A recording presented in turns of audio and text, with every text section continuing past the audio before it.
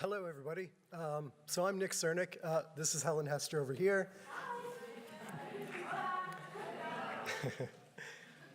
Thank you, everybody, for coming out on a beautiful Sunday afternoon. And thank you to everybody who's helped organize this as well. It's been a fantastic event so far, and we're really excited to be here. So today, we're sort of presenting work that Helen and I have been working on for some time, which is about the crisis of social reproduction and the end of work. So there's been a lot of discussion in recent years about the crisis of work. If you open up a paper, if you turn on the news, it seems like incessantly there's talk about the crisis of work. So academics, think tanks, politicians, journalists, they've all been pointing to potentially concerning trends within the labor market. Broadly speaking, high-income societies are facing the demise of good jobs and the rise of low-wage, temporary, and precarious employment. This is fed into the sort of rising income inequality that we've seen over the past 40 years or so, and it's led to job polarization, where we see a number of low-paying jobs and a handful of well-paying jobs, but the middle class has basically been decimated. Now, after 2008, this has all gotten much worse as well. So after 2008, countries like Spain, countries like Portugal, countries like Greece in particular, have been incredibly hard hit in terms of the labor market. So very high levels of unemployment and a very slow return of job growth, even in a country like America. On top of all that, we have robots.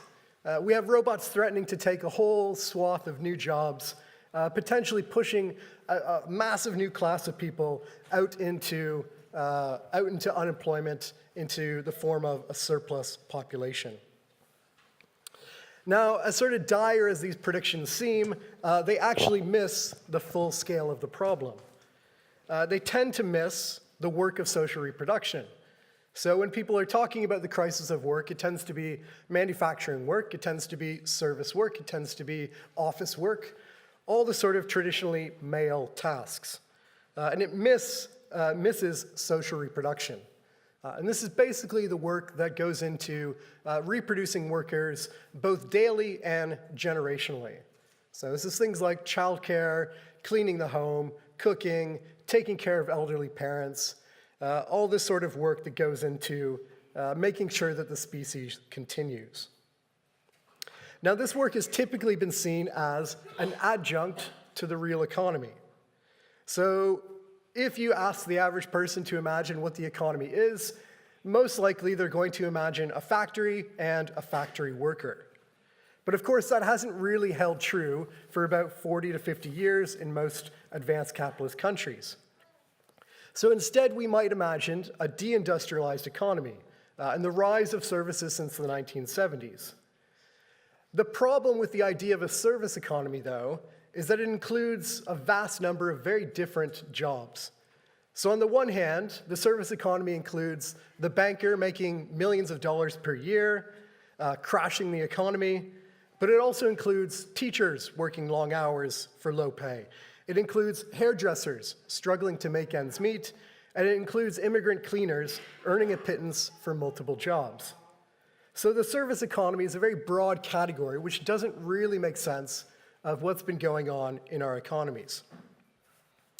Now, part of the argument that we want to make today is that the advanced capitalist countries are neither industrial nor service-based, but instead they're care economies. And this is increasingly the case. If we look at the proportion of government spending as a percentage of GDP on social reproduction categories, we can see that it's a huge amount of money that is being spent on social reproduction. So for instance, healthcare in America takes up about 18% of GDP.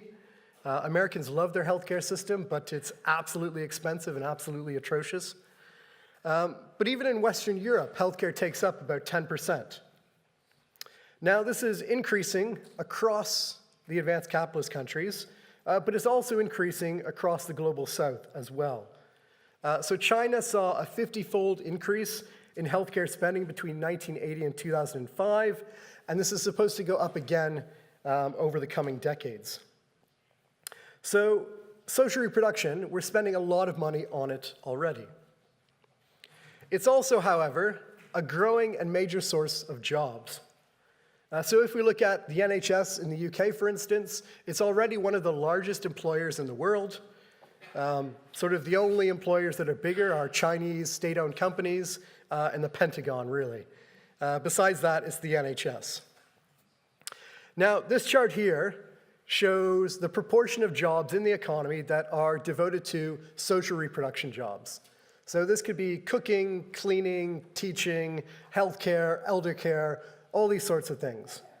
And what we see is that in every country that we look at, from 1970 to today, it's been increasing by a large amount.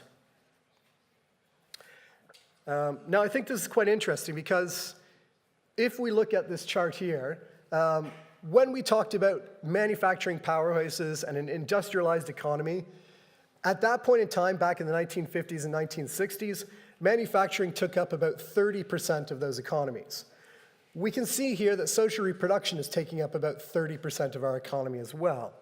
So I think if we once talked about an industrialized economy, this is a good reason to talk about a care economy today. Now, crucially, these numbers look set to grow in the future. So one journalist here from the New York Times went and looked at the US government's projections for the fastest growing jobs over the next decade, and he says 9 of the 12 fastest growing fields are different ways of saying nurse. So these jobs are a huge growth sector. We talk about, what is the future of work? And oftentimes people will talk about programmers and coders and the sort of Silicon Valley model. That's complete nonsense. The future of work is healthcare and care more broadly. In the UK, government forecasts a full 47% of new jobs are going to be in social reproduction. So this is a huge and growing sector.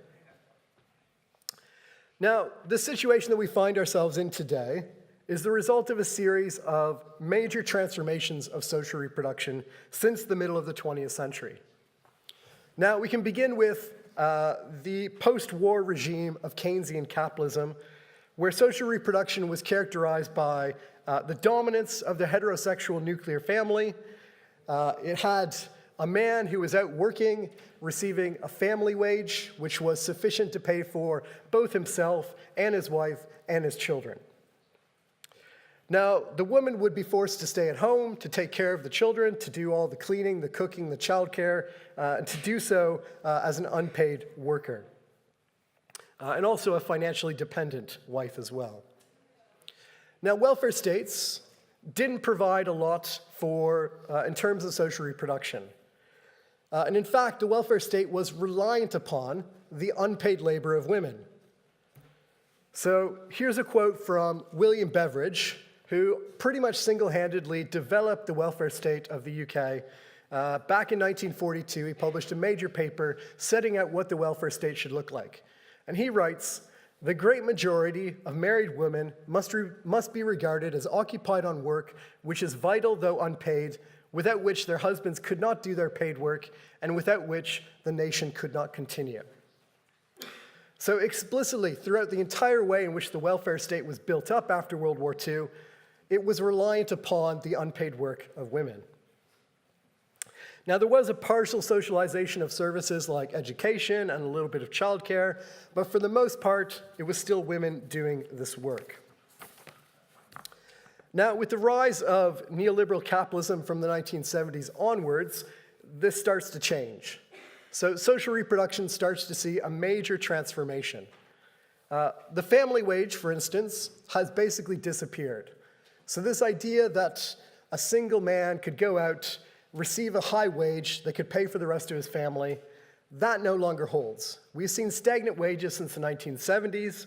The UK, for instance, right now, is facing the worst decade for pay growth that they've seen in over 200 years, basically since capitalism started within the UK. So what's happened is that if one income is not sufficient to survive on, we've seen the rise of a dual earner model. So women are now working more and more in the workforce. Now, in part, this is because women have been pushing and challenging gendered stereotypes and moving out of the home and into the marketplace. but it's also become increasingly a necessity that you need two people earning an income. So the result is female unemployment has risen up. At the same time, we're starting to see the state shift in terms of its priorities. So the state has been cutting back on certain areas, and it's been investing in a handful of other areas. It's been cutting back on almost all of welfare provision, almost all of social reproduction provision, except for areas where it can invest in human capital. So the state today has become neoliberal in the sense that it takes its citizens as human capital, which are only valuable in terms of what they can do for a job. So they've invested more in education, but they've cut back on, say, unemployment benefits and things like that. Now, the result of all of this is a crisis of care. You have fewer people at home able to do the work of social reproduction. You have the state cutting back on social reproduction as well. Now, in response, there's been two different sort of responses to this crisis. So for those who can afford it, there's been a shift towards privatized social reproduction. So an increasing proportion of domestic tasks are paid for to be done.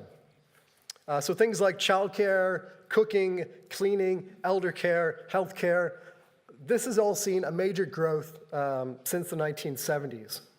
So the wealthy, they've been able to move into the labor force, and they don't have to rely upon the state to provide it. Instead, they're now purchasing it through the market. If you can't afford it, however, you have to instead provide this work. So what we've also seen is a massive growing proportion of people who are doing low-paid work in social reproduction. So this is a hyper-exploited class of cleaners, nannies, and other care workers. So it's usually poor women who are bearing the brunt of this, and more often than not, it's immigrant women who are having to do this sort of labor as well.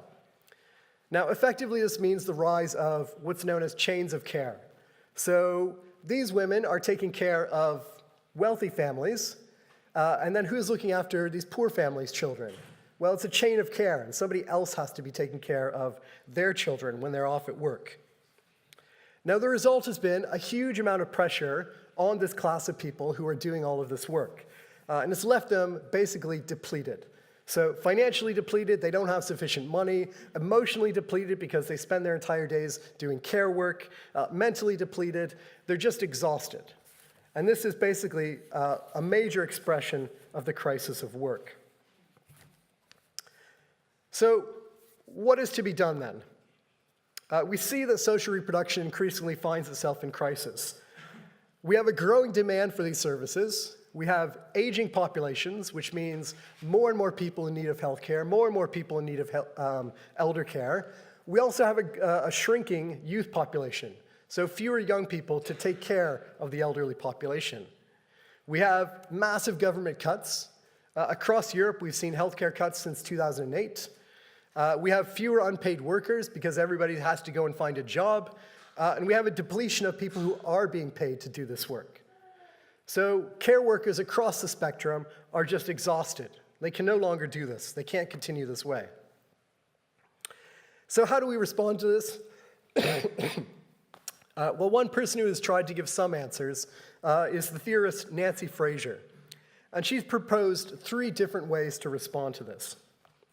The first of these is the universal breadwinner model. Now this is probably was found across most European states. America likes to think that it's the universal breadwinner model, but it actually isn't. In this case, what happens is everybody has to go and find a job. But in response, the state provides for social reproduction, which is what we don't have right now. So the state provides people with sort of ambitious parental leave policies, publicly funded childcare, tax credits to help pay for childcare. Basically, the state tries and helps people work as much as possible. And again, I think Europe is a good example of this. The US sort of tries to get everybody to work, but in fact what happens in the US is that you have terrible maternity leave, you have extremely costly health care, and it turns out that As a result, America has a much lower proportion of women working, simply because they can't afford to take care of a child and work at the same time. Now, a second approach is the caregiver parity model. So here, the currently unwaged informal work, done primarily by women, is instead valorized and properly supported. So instead of trying to make everybody into a breadwinner, you simply consolidate the sort of gender divide in informal work and formal work. So here, government support tries to help those women in the home. So it might mean, for instance, caregiver allowances. If you have an elderly parent to take care of, the state provides you with some sort of funding for that. Same thing with childcare. If you're taking care of children, the state will provide for that. And also having workplaces that provide for flexible work and part-time work, which allows people to sort of go in and out of the labor market quite easily. Of course, the problem with this account is that it simply, it does consolidate that gender divide, and it's quite problematic. Finally, Nancy Fraser proposes the universal caregiver model. So instead of trying to make everybody into a breadwinner, instead of consolidating the gender divide, here everybody becomes a caregiver. And that becomes a sort of ideal type for people to approximate. So this suggests having men take on more of the work of traditional social reproduction. So this means that this work would become more and more equitably distributed, and a lot of the gender divisions of labor would start to be weakened and possibly disappear. The sort of idea of what of traditional women's work, where you take time off when you have a child, that would now be applied to men as well. So work would become much more flexible, paternity leave policies would become much more ambitious, things like that. So the virtue of this model is that it does allow us to equitably distribute this work, and it allows us to sort of significantly reduce the gender division of labor that we currently see within social reproduction. But the question is it sufficient?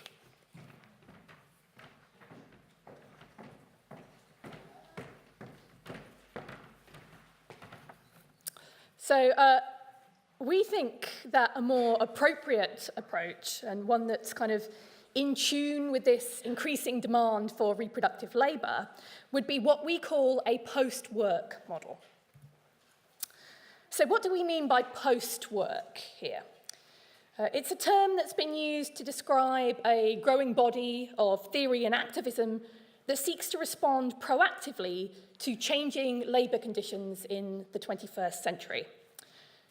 And this material often confronts the idea that advances in automation will lead to increased inequality, ever more precarious working environments, and the loss of a significant number of jobs.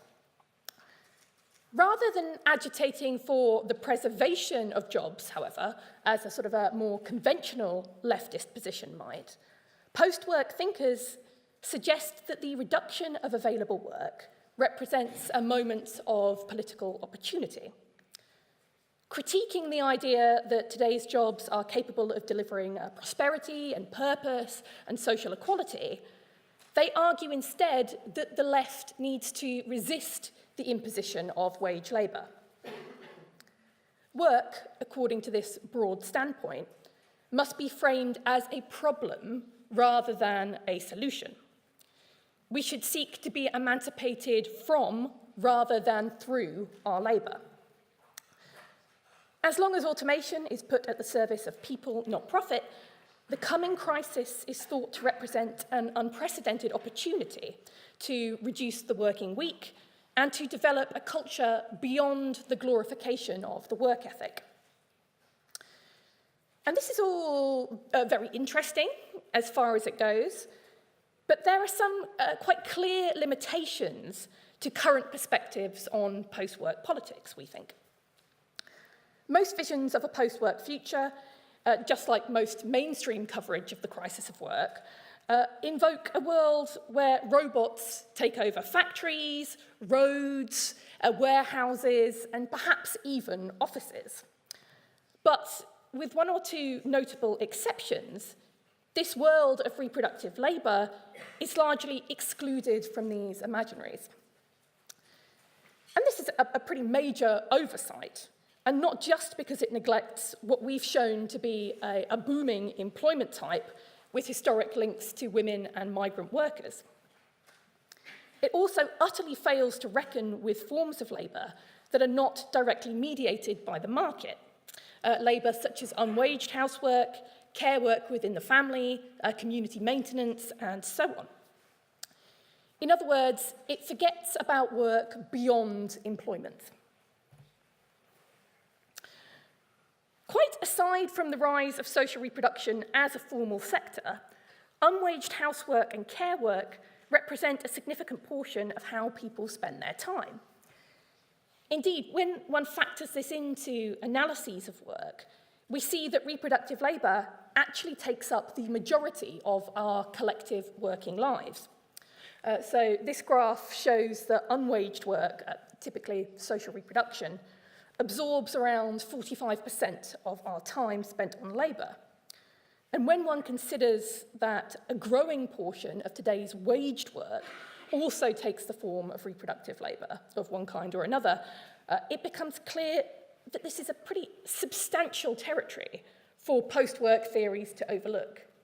So you can kind of see Spain there, just under the OECD average for these figures.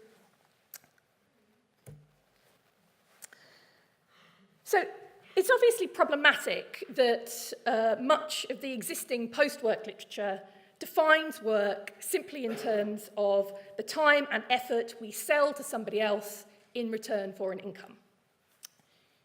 In seeking to develop a post-work approach to social reproduction, our response insists that the crisis of work and the crisis of care be understood as two sides of the same coin, a single integrated phenomenon, and that post-work principles be applied to waged and unwaged work alike. Really, a more appropriate image here would not be these kind of two separate things coming together, but a Mobius strip, so one integrated thing. This approach explicitly aims not only to reduce our dependency on wage labour, but to challenge work in a broader sense, as all those obligations which erode our discretionary time, which sort of eat into time for what we will.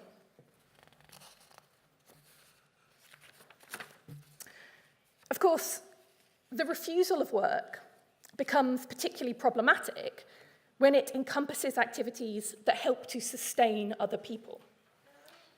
We have to walk a fine line between, on the one hand, acknowledging that elements of these activities, particularly under current capitalist conditions, can be burdensome, unpleasant, and exhausting. And on the other hand, recognizing that much of this work is nevertheless necessary for collective well-being and for social flourishing. How can we agitate for an end to the work ethic in this context? How can we stage a feminist exodus from women's work and incorporate all forms of labour into emancipatory leftist demands? Well, our post-work model proposes three goals. So first, we should remain open to the potential for technologies of care. Openness to the automation of some types of reproductive labour is a refusal to naturalise this work, to wave it away as not really work at all, but as an expression of the gendered self or as a personally rewarding pastime. Whilst the roboticisation of social reproduction should not be lauded incautiously, a critical technopolitics of the home and other spaces of social reproduction could provide real benefits. Are there tasks that could be technologised without having a negative impact on the way that these spaces are experienced? Now, domestic technologies do not really have a great track record. Whilst few of us would want to give up our washing machines, it's clear that many of the gadgets that make their way into the home are just so much commodified hype, sort of shiny, but often highly specialised, and not particularly good at reducing labour.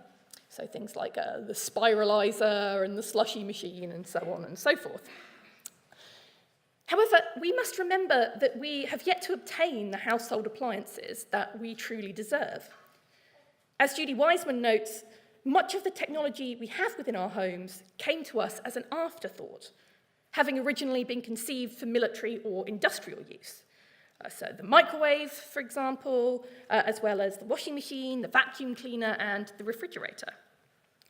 These technologies were grafted onto privatized domestic arrangements from several more public arenas. So as Wiseman writes, given that much domestic technology has its origins in very different spheres, rather than being specifically designed to save time in the household, it is not surprising that its impact on domestic labour has been mixed. So, to use an appropriately homey image, we must not throw the baby out with the bathwater. The concept of the technologised home might be actively reimagined, and technological design cultures actively contested. Domestic automation might be thought of as an ally in the quest for temporal autonomy, although this would obviously involve a much wider programme of progressive political change. We also need to think about which technologies we wish to include beneath this umbrella of domestic automation. What about assistive technologies, for example? Would we feel differently about companion care robots than we would about machines for systems-assisted walking or lifting? Where do these different kinds of feelings stem from? And how much of our instinctual response might emerge from uninterrogated assumptions about the moral value of care work? A moral value that has, incidentally, been tangled up with ideas about the gendered private sphere from the beginning. Would we consider the mobile telephone a domestic technology? Or the home computer? Or the bicycle? Or the contraceptive pill? What I'm trying to get at here is the idea that instead of dismissing the automation of reproductive labour in all its forms, wholesale, we should be advancing a finer distinction, one which is attentive to the nuances of specific technologies, to questions of access, ownership, and design, and to the way in which ideas of gender and work become embedded within the affects we associate with technology. So our second goal is that we be critical about ever-increasing standards. The notion that our unwaged work in the home might be made subject to greater and greater expectations. So we must all have a cleaner house. We must have all organic, homemade baby food. We must spend more and more time pursuing developmental activities with our children, and so on. Some ideas associated with post-work assume that reproductive labour is a font of inexhaustible personal fulfilment, where workers would have no interest in seeing expectations reduced. Indeed, it's interesting to note how frequently high, which is to say extremely labour-intensive, domestic standards are mentioned in so-called post-work theorising. The German collective Crisis Group talks about the fact that the labour involved in the preparation of a delicious meal will never be eradicated.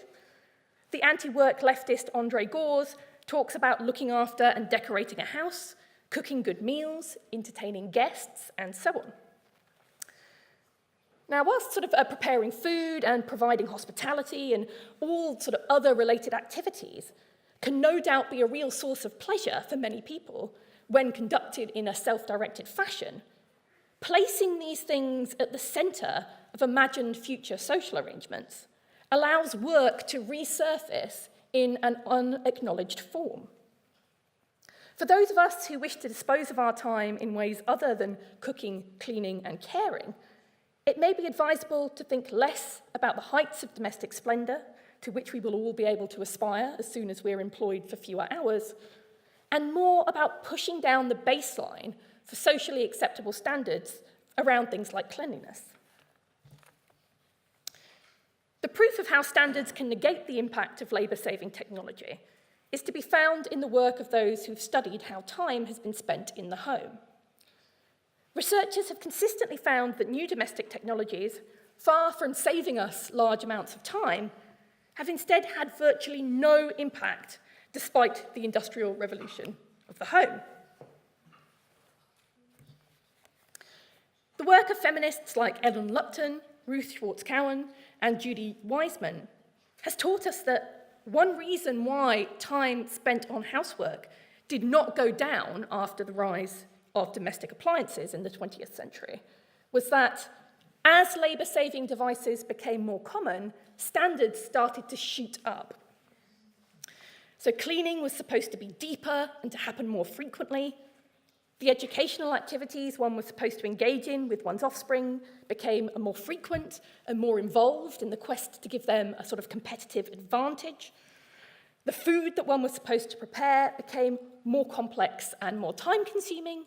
Your front lawn was suddenly supposed to be marked with these even, perfect, regular stripes, and so on and so forth. As Susan Strasser puts it, laundry went from being a weekly nightmare to an unending task.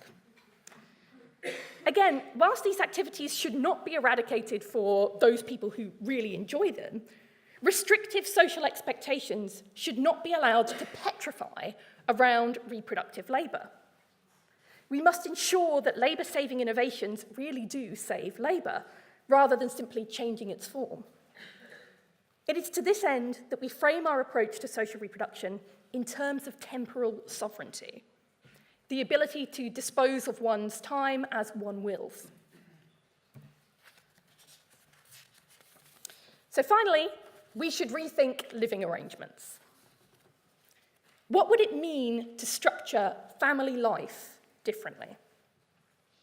How might this feed into and be influenced by changes in the structure of waged work and facilitate the extension of post-work ideas to the seemingly untouchable home?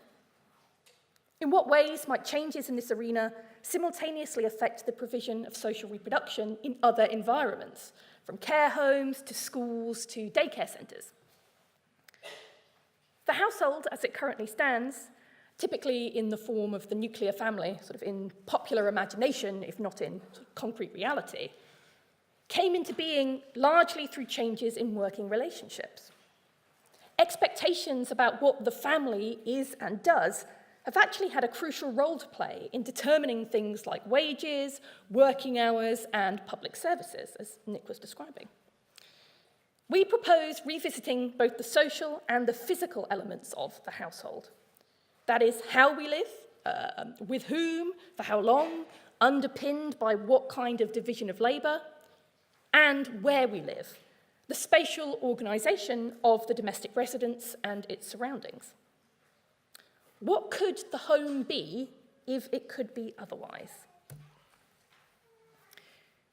In imagining households beyond the family, we might envisage the formation of self-selecting groups living together, a mixture of relatives, friends, comrades, lovers. These new kinds of family could be based on affinity, affection, and shared worldview, rather than something as flimsy as mere genetic coincidence. This could open up opportunities for revisiting and refusing the gendered division of labour as it has traditionally played out within the home. Could we alleviate some of the burdens of domestic drudgery by fostering the active, collective negotiation of its redistribution and more equitable design? Moving away from the conventional nuclear family could also facilitate a move away from the conventional single-family dwelling.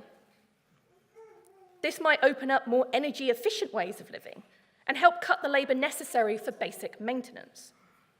Communal kitchens, laundries, and workshops could mitigate some of the burdens of indirectly market-mediated reproductive labour.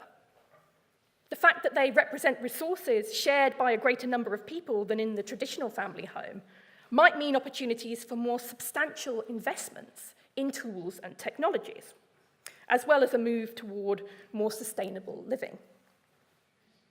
Rethinking living space could go beyond just thinking about alleviating difficulties. It could mean positive advances, like high-spec, communally accessible libraries, studios, media suites, laboratories, kitchen gardens, and self-help healthcare facilities. This is a sort of vision of true communal luxury.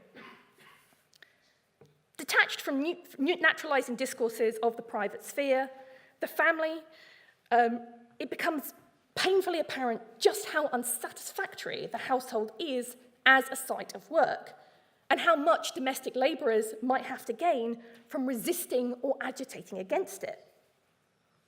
If we feel that something can and should be done to help mitigate the effects of current structures of oppression, it makes sense to explicitly link our struggles against gendered oppression, including the unequal distribution of free time and domestic drudgery within the family, to struggles against work. In seeking to include social reproduction within post-work perspectives and to integrate post-work perspectives into social reproduction, our approach seeks to do just that. The left must cease framing our efforts as being on behalf of hard-working families. This is precisely what we should be struggling against. And instead, agitate for post-work, post-gender, post-capitalism. Thank you very much.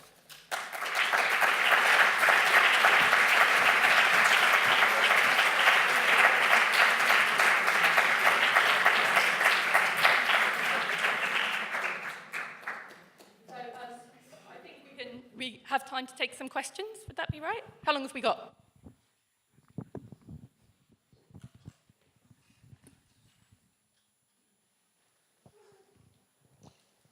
What time is it? I think we've got about 20 minutes. Okay, we've got plenty of time for questions. So if anybody's got anything they want to talk about, we've got time.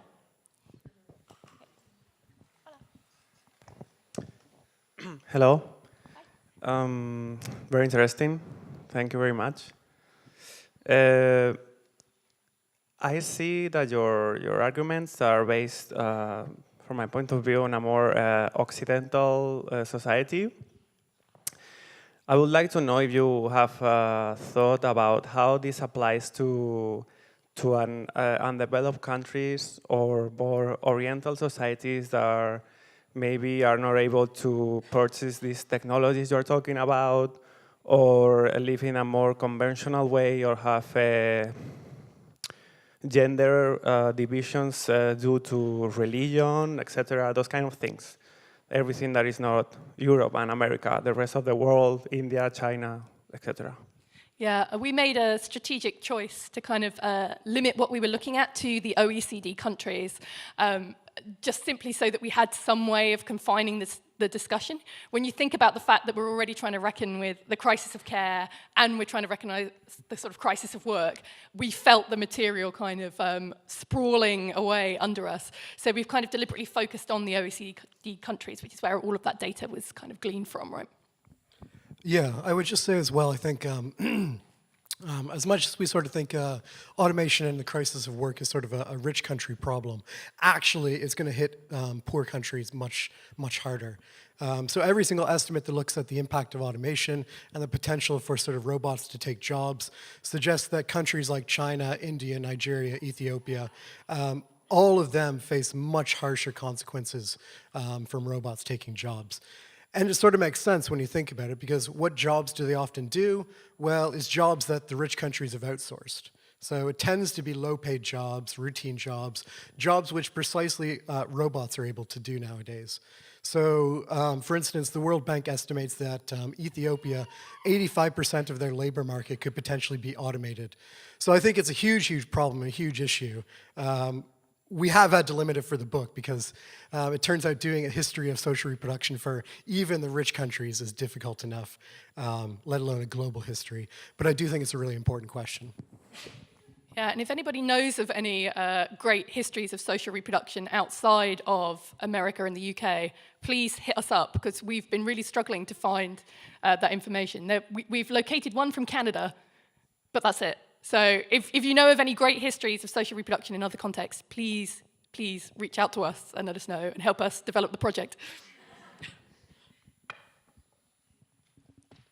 Other questions? There's one over there.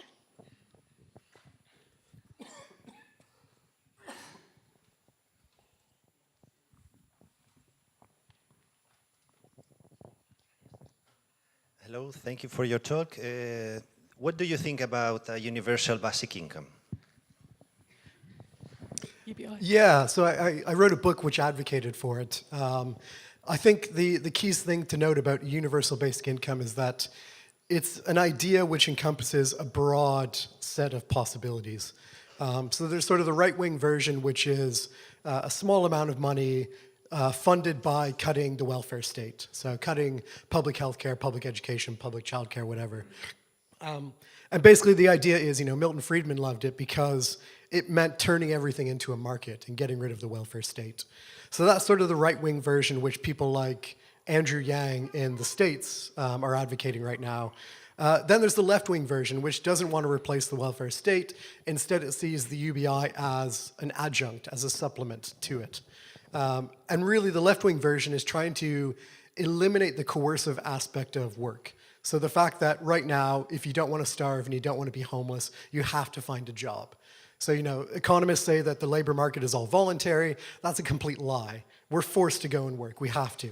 And UBI is just a way to try and make it actually voluntary. So I'm in favor. That being said, I don't think the political forces for getting a decent UBI exist right now. I think we still need to build them up, and I think that may take 10, 20 years before we have it. Yeah, I would say that there's, in the UK, there's kind of a move to reorient discussions of a universal basic income towards an idea of universal basic services. But there was sort of a big report came out about this idea that what we need is actually to ensure free transportation, for example, and free childcare, and actually put the emphasis on providing the services rather than the income. But actually, the authors of that report acknowledged that what you kind of need is a combination of UBI and UBS to kind of create something that does maximize freedom, because there's something a bit depressing about this idea that you kind of get onto your free bus, go somewhere, but you've got no money to ever do anything, and the state is making all your choices for you. So kind of augmenting a UBS with a UBI or a UBI with UBS seems like one way to go. The other thing I would say is that there's a tendency to reduce discussions of this idea of post-work to the idea that, post-work politics is essentially automation equals technological unemployment equals universal basic income equals post-work, which is something that we would sort of suggest is an insufficient description of what a proper post-work politics involves. We think actually one of the sort of the proposals that are at the centre of a post-work position would be reducing the working week, which is sort of related to but different from these ideas around UBI. And we also think that actually a robustly feminist post-work politics does need to incorporate reproductive labour, including unwaged reproductive labour, which is sort of what we're trying to do with our project. Thank you. Other questions? Yes.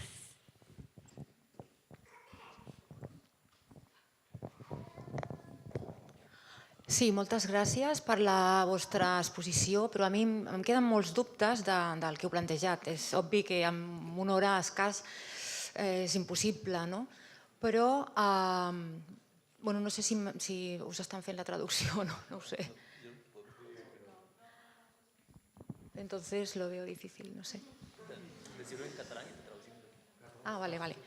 Bueno, la qüestió és que el vostre projecte de tenir més temps lliure a mi em sembla perfecte. Jo no estic en contra de la tecnologia. Ara els hi donaran, m'espero. Vale.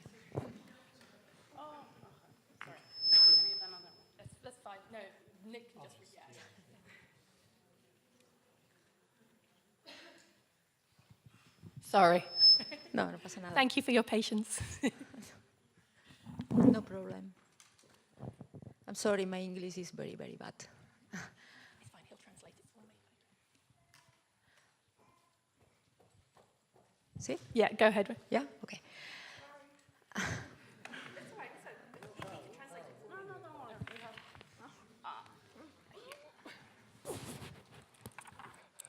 Start, I'll catch up.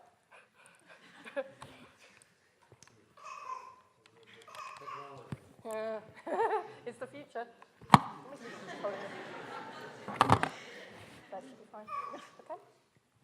Sí? Ok. Deia que em sembla molt interessant la vostra teoria i sobretot la part final, quan deies que el que realment caldria seria tenir més temps lliure. Però potser algú li pot traduir de la sala. Can anybody just paraphrase?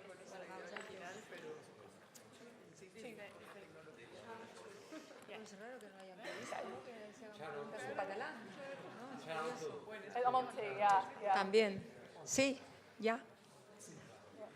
Hello? Is anyone there? Es extraño que en el CCCB no lo hayan previsto esto, pero bueno, es una crítica constructiva. Bé, ho diré en català. Deia que la vostra teoria em sembla interessant i sobretot al final de la proposta de que l'interessant és poder tenir més temps lliure, no? I que la robòtica, per exemple, ajudi a tot el que són les tasques domèstiques a casa, etc.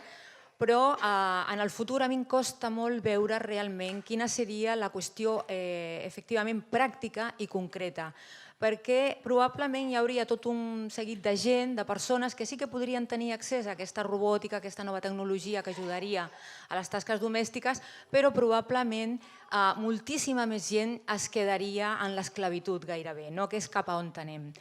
La qüestió és, la vostra proposta, com la veieu que pot ser possible amb un augment tan bèstia que tenim actualment de la dreta i l'extrema dreta a Europa? Gràcies.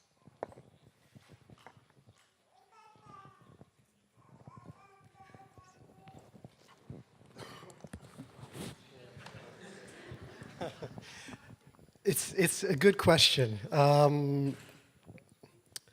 I mean, all of these political struggles do run together, and I think that we can't have the sort of vision that we've articulated without also fighting the rise of the far right. Precisely because, at best, their sort of vision is, you know, a good society for a very small group of people, defined along ethnic lines and racial lines and national lines. And it's not a universal project by any means. And it's precisely what we want is that universal project. We want these technologies and these opportunities and this free time to be open for everybody. So I think, you know, we have to be fighting against the far right as much as we have to be fighting against patriarchy and fighting against ableism and fighting against transphobia and all these other sorts of struggles at the same time. I guess the question of how do we sort of ensure that what we want does apply to everybody is partly to fight these struggles as well, to fight for it to be universal. And it's also to fight for the role of the public provision of these things. So to ensure that it's not just a handful of wealthy individuals who can afford the latest domestic technology, which cleans their clothes and folds it and hangs it up and everything for them. But instead, it's available for everybody. There's a really nice idea, which we're sort of working on for the book, and George Monbiot in the UK has articulated it well. He talks about this idea of communal luxury as opposed to private luxury. And I think this is a really nice idea, because what capitalism promises is private luxury for every individual and every individual household. But A, this isn't ecologically sustainable, and B, it's not economically feasible. So what we end up having is runaway climate change combined with a handful of people who can afford these nice technologies. And instead, communal luxury is the idea that actually we can raise everybody's living standards, but we can't do so in a privatized way. We need to provide for these technologies in a much more collective manner, which is something we're sort of working on for the book and developing at the moment. But it is, you know, it's a real struggle to think, how do you get this stuff to apply for everybody and not just a handful of people? Yeah, I mean, so we finished that talk with this call for sort of post-work, post-gender, post-capitalism.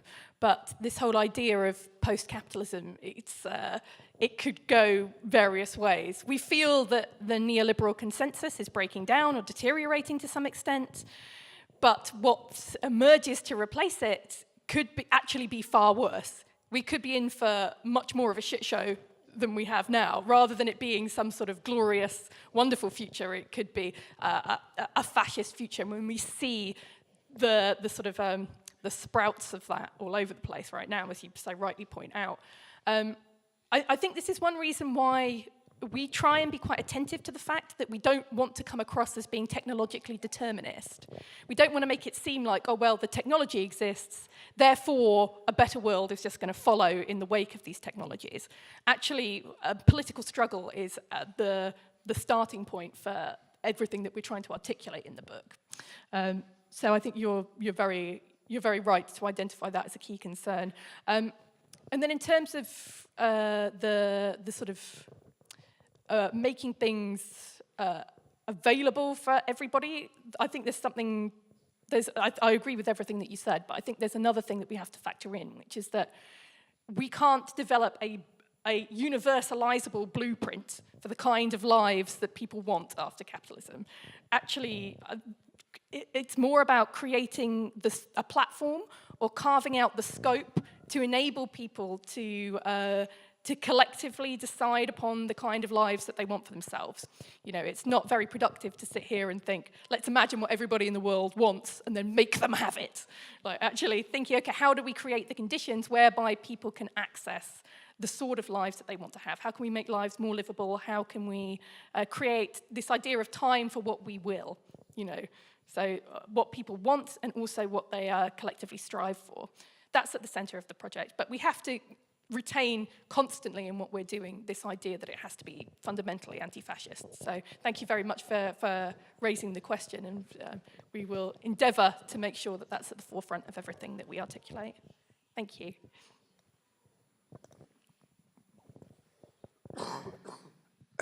Seguim amb la traducció, que ens entendrem millor.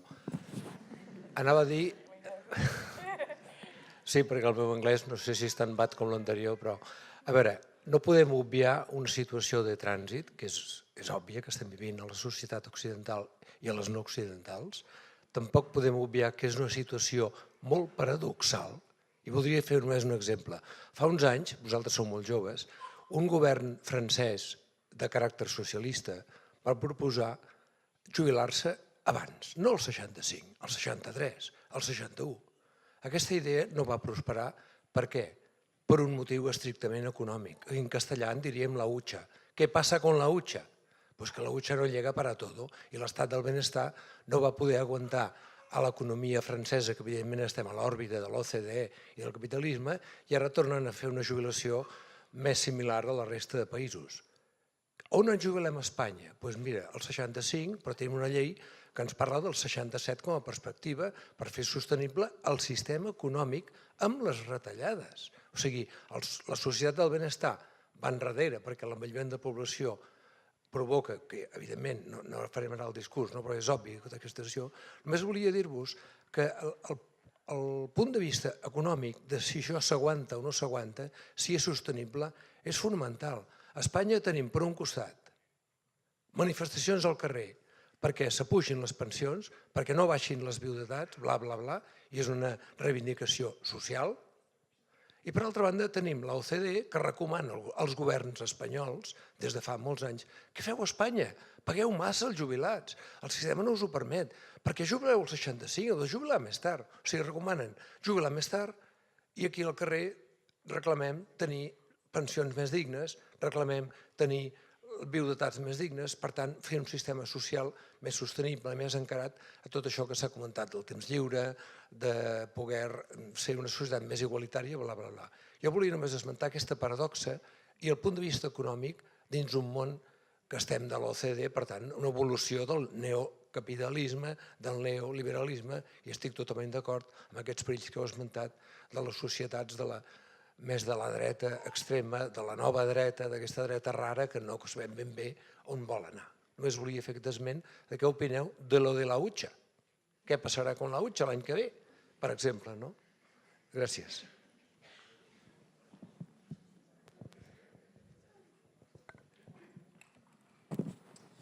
Yeah, you're absolutely right. It's a problem that every welfare state is having to face right now. And the status quo is to increase the retirement age again and again and again. Most of us are going to probably be 80 before we get to retire.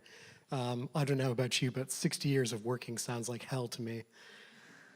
So what do we do? And I think that the simple question is we need to consolidate the fiscal basis of the state. And this means, first of all, reversing the sort of neoliberalization of the state. So corporation tax, which has been decreasing for decades now, let's raise corporation taxes back up. The tax rate on the wealthiest earners in society has been rising, or has been lowering and lowering and lowering. We have huge tax evasion as well. Without even raising tax rates, we have, I think estimates are around $1 trillion of capital that's stored in tax havens. So there's a huge amount of wealth that's sitting there, not doing anything useful except helping some wealthy people make more money. I'm quite happy to rinse them. So let's take their money. The other aspect as well, though, is sort of more innovative things like sovereign wealth funds. Norway is a sort of interesting example. We have a huge amount of natural resources which the state can possibly own and manage and use to provide either basic income or a pension for later in life sort of thing. So I think there's examples that we can learn from, and you're absolutely right that it's a big question and the politics of it are extremely difficult. But I think things are changing. So we have, for instance, Alexandria Ocasio-Cortez in the United States arguing for the first time in, I think, my lifetime, the first time I've seen an American politician arguing for higher tax rates and actually getting a lot of support for it. So I do think things are changing, and they're going to need to change if we are going to be able to face these problems you mentioned. I think that's a very reasonable response from a very economically literate man. But I think being a much less reasonable person myself, I'd say that it's not our job to figure out how the capital is going to make that happen. Our job is to say, we're not standing for it. Like, why do we have to adopt the position of capital to be like, oh, how can we make this work? What reforms do we introduce? Hey, how do we make this happen? The economic and social system is here for us, not the other way around.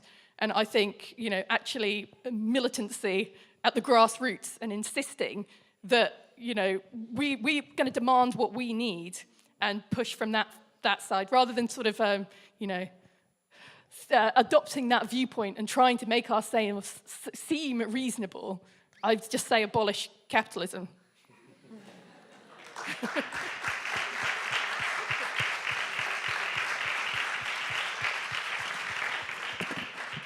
How are we doing for time? Do we have time for... Yeah, good, we're still good? Okay. Yeah, what time is it now? It's 1:30, okay. Well, I would really like...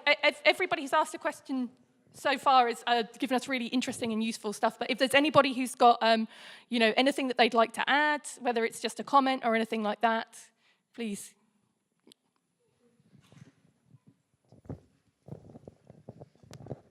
So, hi, here. Oh, hello. Sorry. Well, we'll do two. We'll do one, and then we'll come back to you, and then we'll finish, okay? Thank you. Can I do still questions? So, yes, yeah, yes, okay. please.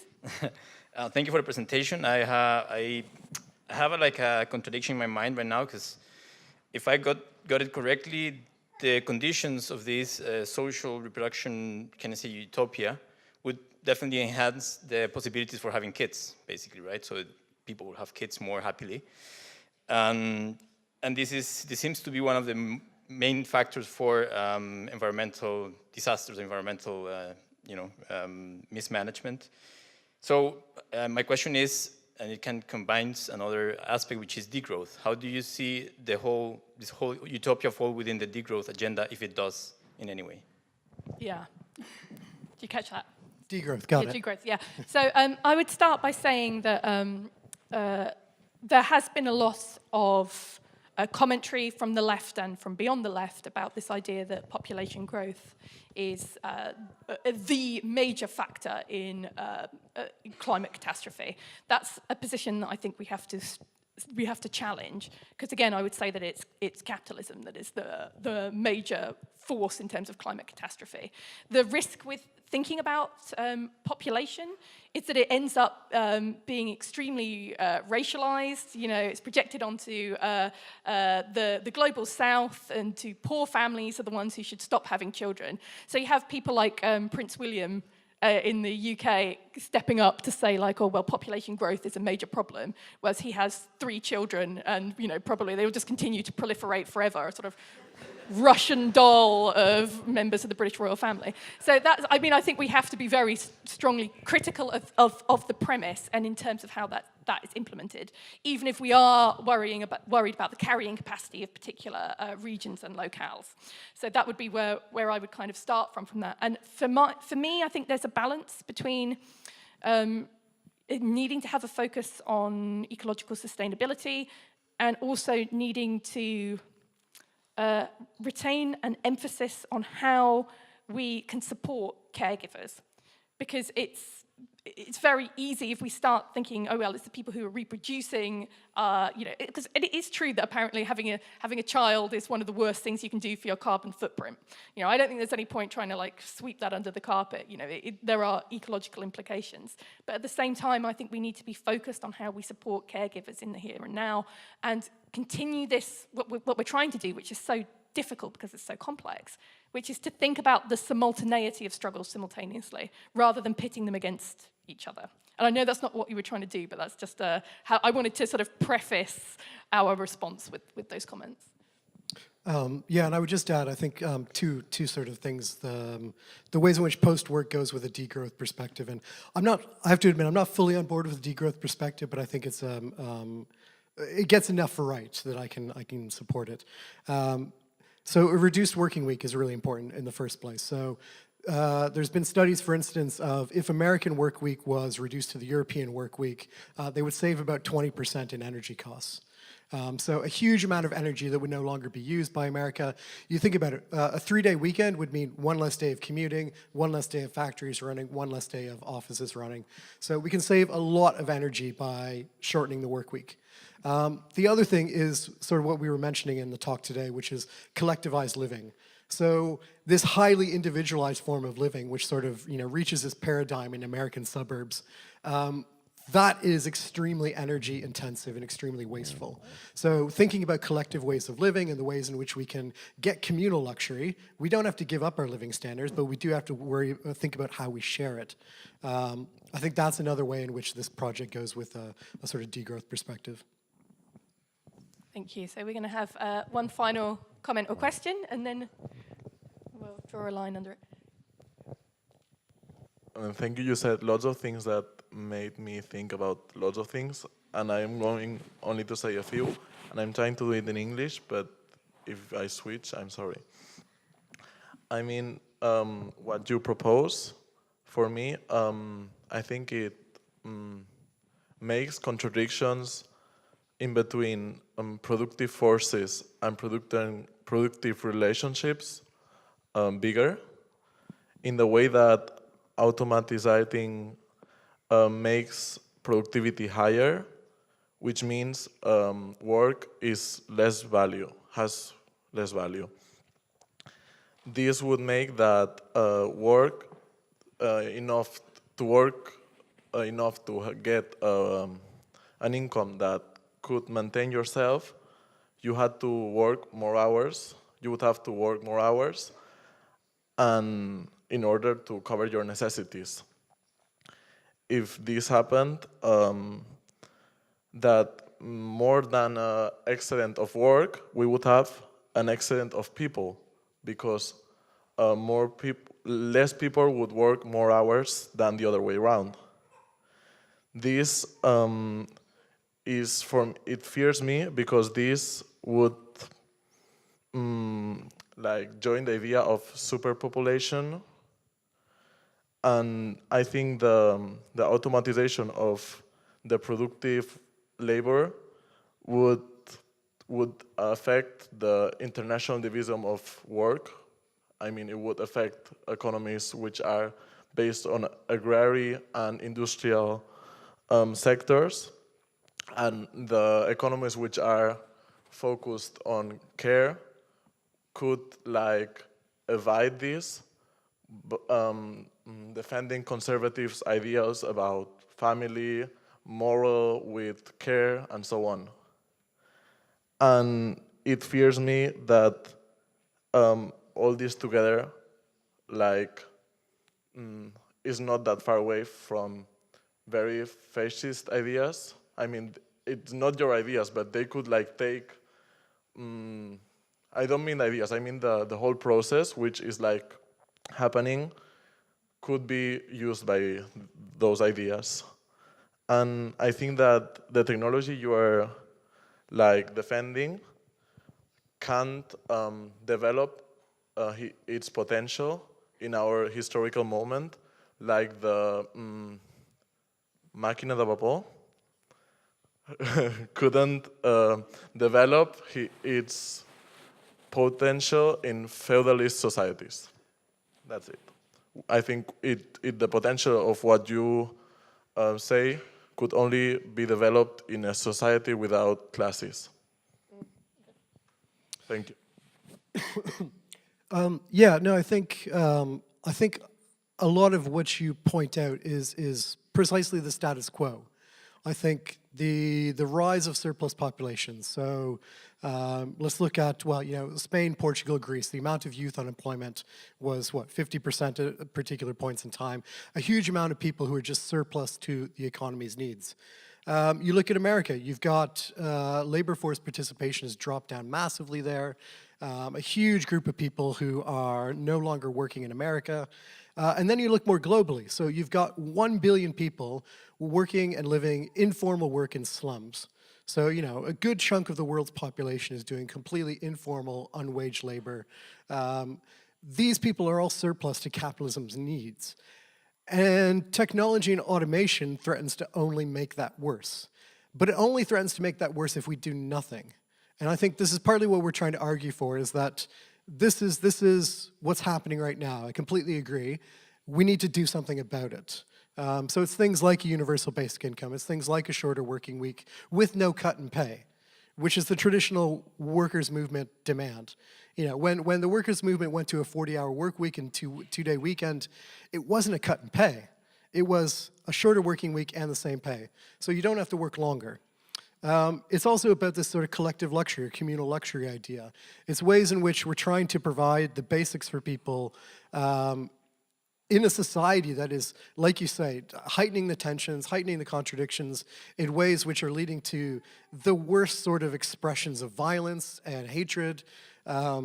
If we don't do anything, it is going to be an absolutely terrible situation. And I'll give you sort of one example, which is the New Zealand shooter. The New Zealand shooter, part of his motivation was precisely this population growth issue. He thought Muslims are taking over. He thought Muslims' population growth is too high, it's taking over the white majority, I therefore need to kill people. That sort of logic, I think, is going to become increasingly prevalent, and it's something we need to fight against. So we need to be fixing and providing for people, and so recognizing the problems that capitalism is producing for us. Otherwise, we'll just end up with more of it. Yeah, I'm going to keep this brief because my reproductive labour is calling aggressively from from down there by the stage.